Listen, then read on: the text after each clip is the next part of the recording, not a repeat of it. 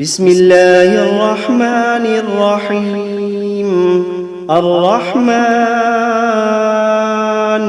علم القرآن، خلق الإنسان علمه البيان.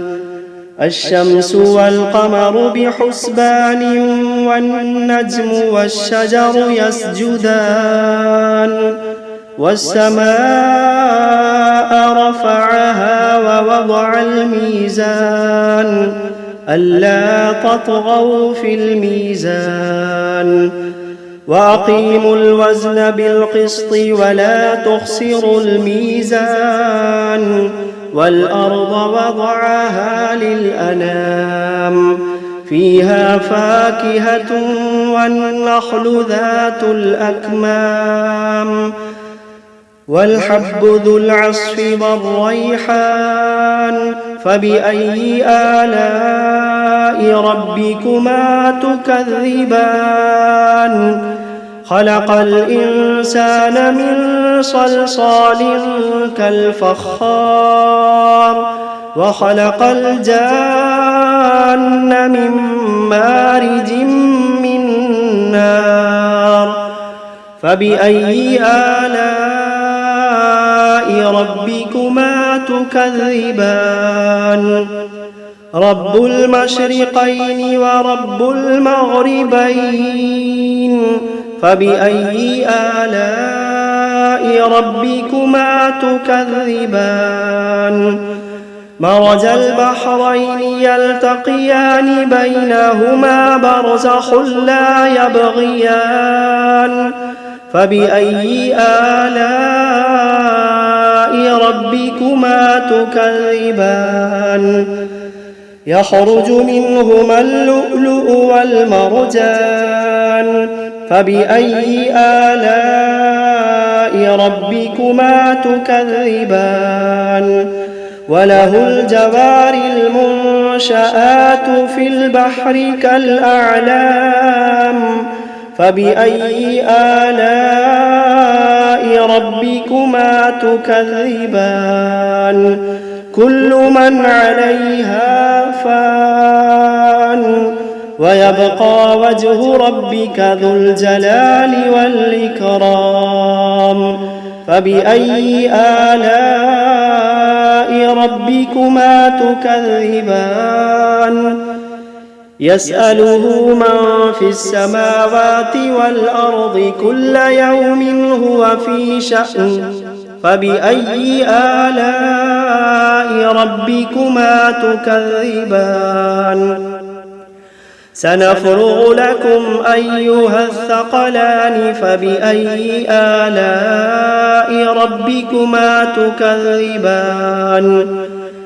يا معشر الجن والإنس إن استطعتم أن تنفذوا من أقطار السماوات والأرض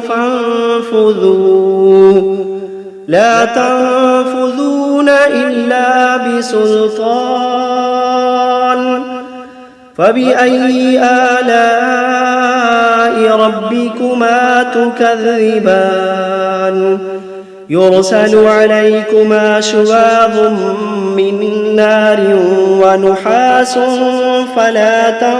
تنتصران. فبأي آلاء ربكما تكذبان. فإذا انشقت السماء فكانت وردة كالدهان. فبأي آلاء ربكما تكذبان. فيومئذ لا يسأل عن ذنبه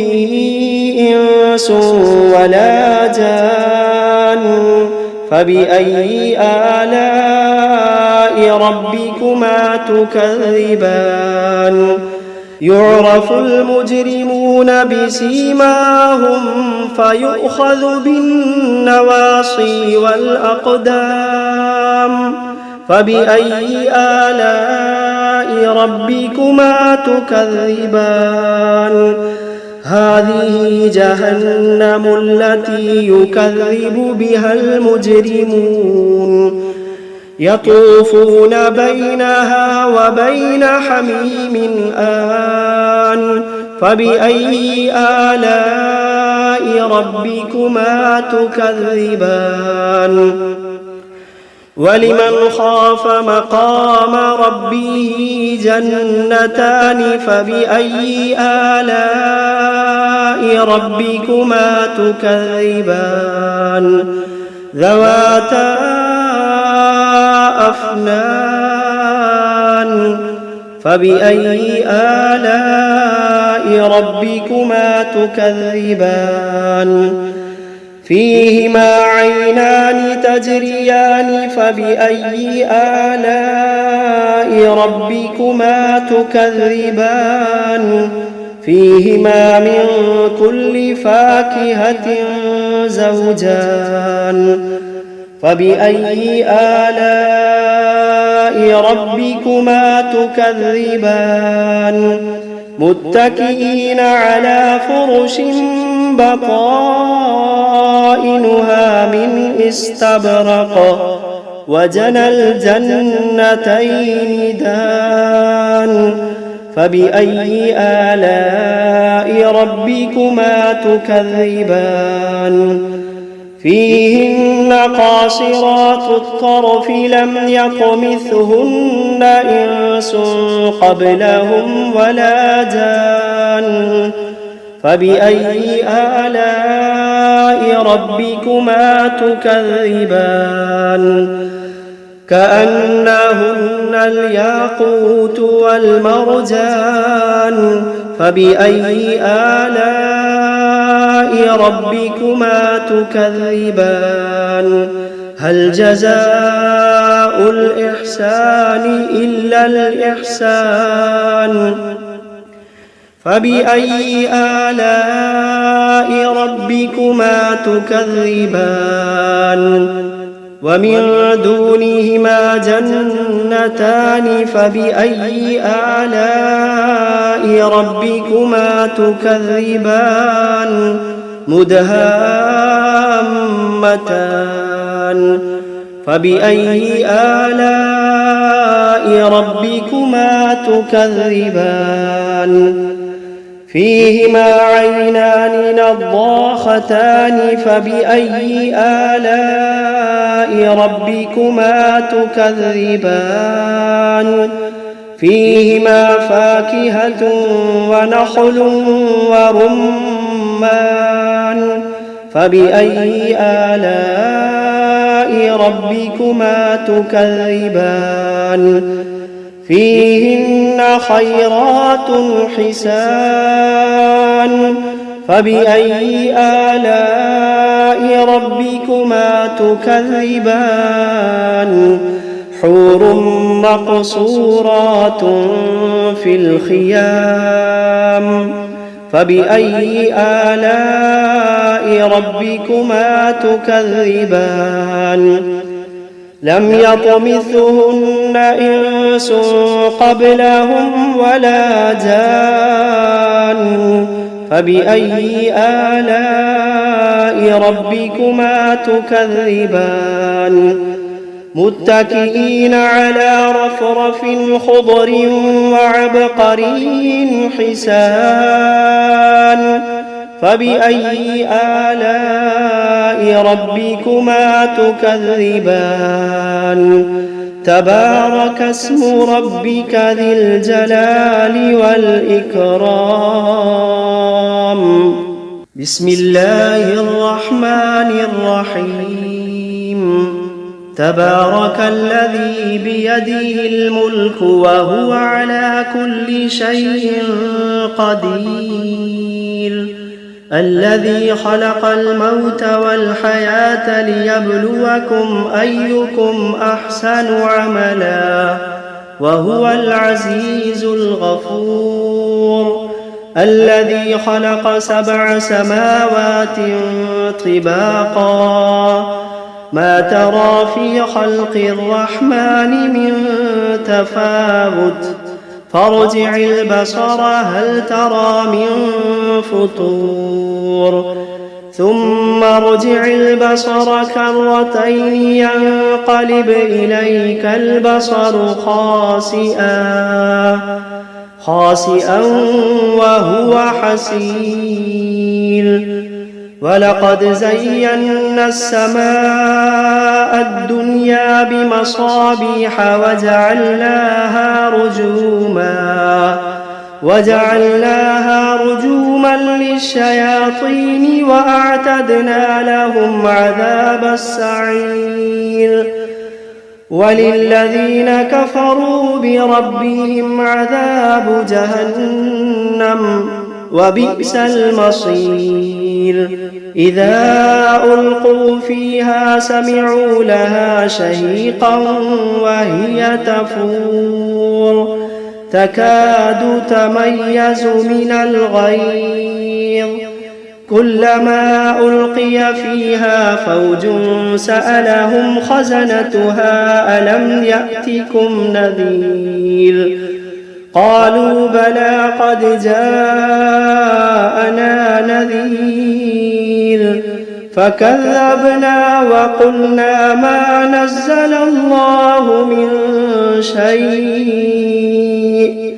إن أنتم إلا في ضلال كبير وقالوا لو كنا نسمع أو نعقل ما كنا في أصحاب السعير فاعترفوا بذنبهم فسحقا لأصحاب السعير إن الذين يخشون ربهم بالغيب لهم مغفرة وأجر كبير وأسروا قولكم أو اجهروا به إنه عليم بذات الصدور ألا يعلم من خلق وهو اللطيف الخبير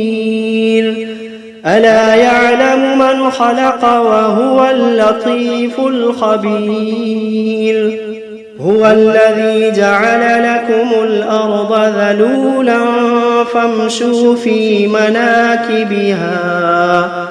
فامشوا في مناكبها وكلوا من رزقه وإليه النشور أأمنتم من في السماء أن يخسف بكم الأرض فإذا هي تمور أم أمنتم من في السماء أن يرسل عليكم حاصبا فستعلمون كيف نذير ولقد كذب الذين من قبلهم فكيف كان نكير أولم يروا إلى الطير فوقهم صافات ويقبضن ما يمسكوهن إلا الرحمن إنه بكل شيء بصير أمن هذا الذي هو جند لكم ينصركم من دون الرحمن إن الكافرون إلا في غرور أمن هذا الذي يرزقكم إن أمسك رزقه بل لجوا في عتو ونفور أفمن يمشي مكبا على وجهه أهدى أمن يمشي سويا على صراط مستقيم قل هو الذي أنشأكم وجعل لكم السمع والأبصار والأفئدة قليلا ما تشكرون قل هو الذي ذرأكم في الأرض وإليه تحشرون ويقولون متى هذا الوعد إن كنتم كنتم صادقين قل إنما العلم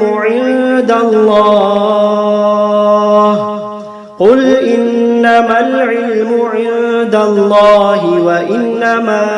أنا نذير مبين فلما رأوه زلفة سيئت وجوه الذين كفروا وقيل هذا الذي كنتم به تدعون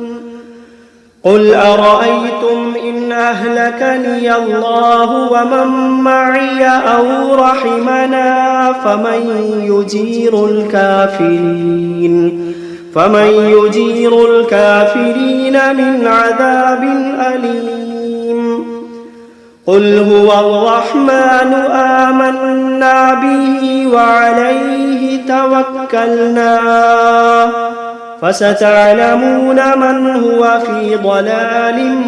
مبين قل أرأيتم إن أصبح ماؤكم غورا فمن يأتيكم بماء معين بسم الله الرحمن الرحيم قل أوحي إلي أنه استمع نفر من الجن فقالوا إنا سمعنا قرآنا عجبا يهدي إلى الرشد فآمنا به ولن نشرك بربنا أحدا وأنه تعالى جد ربنا ما اتخذ صاحبة ولا ولدا وأنه كان يقول سفيهنا على الله شططا وأنا ظننا أن لن تقول الإنس والجن على الله كذبا وأنه كان رجال من الإنس يعوذون برجال من الجن فزادوهم رهقا وأنهم ظنوا كما ظننتم أن لن يبعث الله أحدا وأنا لمسنا السماء فوجدناها ملئت حرسا شديدا وشهبا وأنا كنا نقعد منها مقاعد للسمع فمن يستمع الآن يجد له شهابا رصدا وأنا لا ندري أشر أريد بمن في الأرض أم أراد بهم ربهم رشدا وأنا منا الصالحون ومنا دون ذلك كنا طرائق قددا وأنا ظننا أن لن نعجز الله في الأرض ولن نعجزه هربا وأنا لما سمعنا الهدى آمنا به فمن يؤمن بربه فلا يخاف بخسا ولا رهقا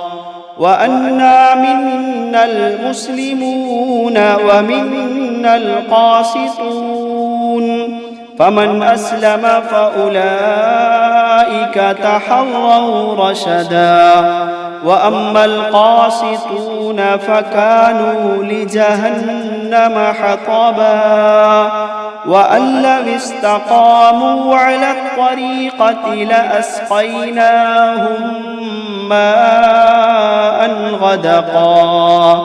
لنفتنهم فيه ومن يعرض عن ذكر ربه يسلكه عذابا صعدا وأن المساجد لله فلا تدعوا مع الله أحدا وأنه لما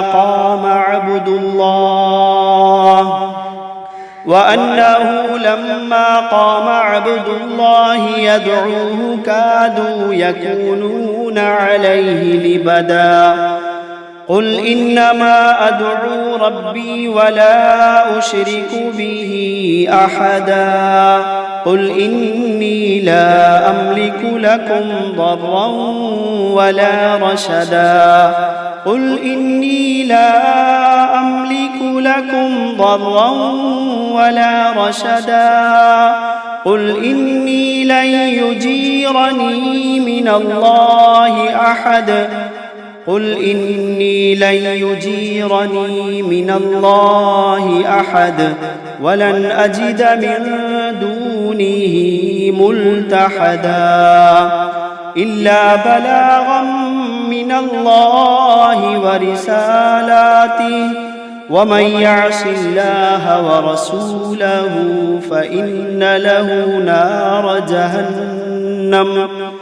ومن يعص الله ورسوله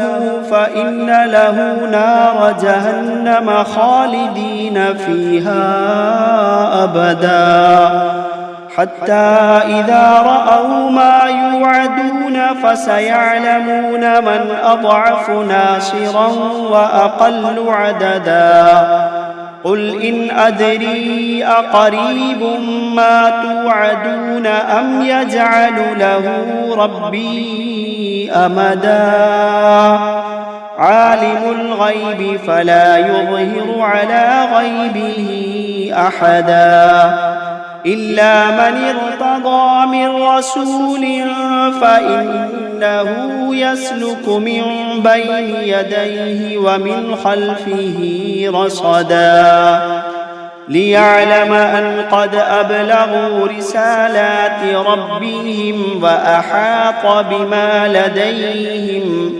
وأحاط بما لديهم وأحصى كل شيء عددا.